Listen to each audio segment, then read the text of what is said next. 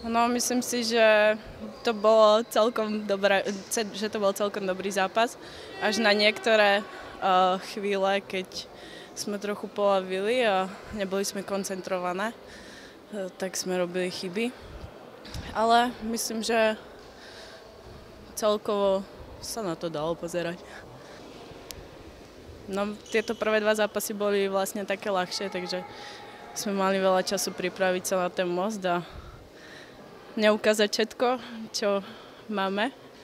A myslím, že ešte musíme cez týždeň zapracovať na obrane, na útoku a ako som hovorila, tak musíme byť v Moste koncentrované celých 60 minút, aby sa nestali také situácie ako dneska.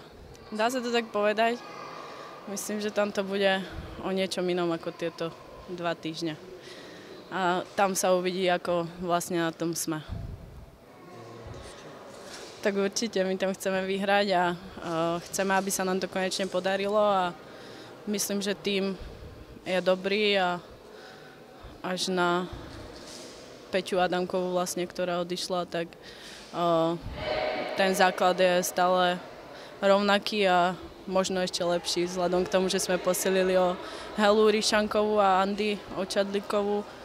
Takže a v bráne máme výbornú Doli, ktorá nám moc pomáha. Budeme musieť brániť a hrať dobre v útoku. Musí to proste ísť. Celý tým musí zabrať na tom, aby sme tam vyhrali.